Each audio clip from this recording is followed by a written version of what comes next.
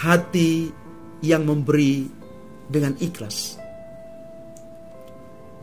Dan ingat bahwa bukan kita hanya memberi dalam bentuk benda, barang, materi, tetapi juga kita bisa memberikan perhatian.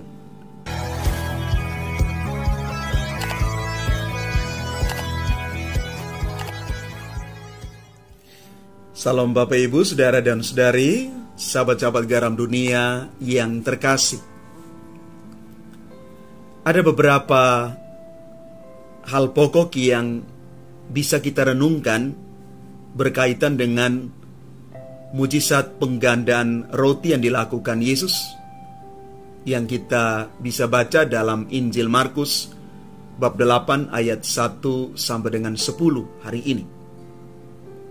Yang pertama, bahwa mujizat itu terjadi karena hati yang tergerak oleh belas kasihan untuk kebaikan orang lain, bukan untuk kenyamanan diri sendiri, seperti apa yang dilakukan oleh Yerobeam di dalam bacaan pertama hari ini. Gerakan kasih itu muncul di dalam diri, lalu diwujud nyatakan di dalam tindakan yang konkret, seperti yang dilakukan oleh Tuhan Yesus. Yesus sungguh-sungguh tergerak hati oleh belas kasihan, melihat begitu banyak orang yang datang untuk mendengarkan pengajarannya dan mereka kelaparan. Yang kedua, dari mujizat penggandaan roti ini mengajak orang lain untuk terlibat, sehingga dibangkitkan sikap peduli.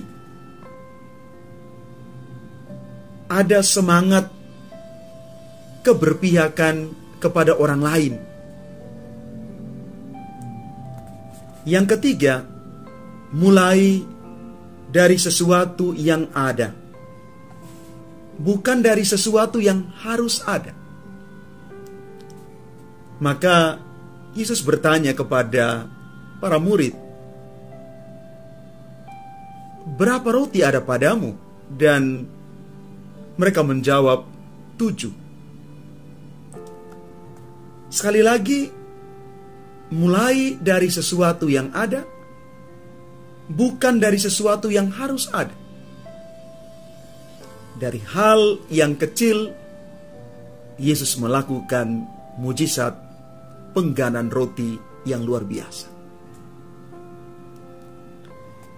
Dan yang terakhir, apa yang ada itu dipersembahkan kepada Tuhan, lalu dibagikan untuk sesama. Bapak, Ibu, Saudara dan Saudari yang terkasih, inilah inti permenungan dari mujizat penggandaan roti yang dilakukan oleh Yesus. Maka dari firman Tuhan hari ini, kita mau belajar tentang makna solider, peduli, dan berbagi dengan siapa saja. Mulai dari hal-hal yang sederhana, hal-hal yang kecil.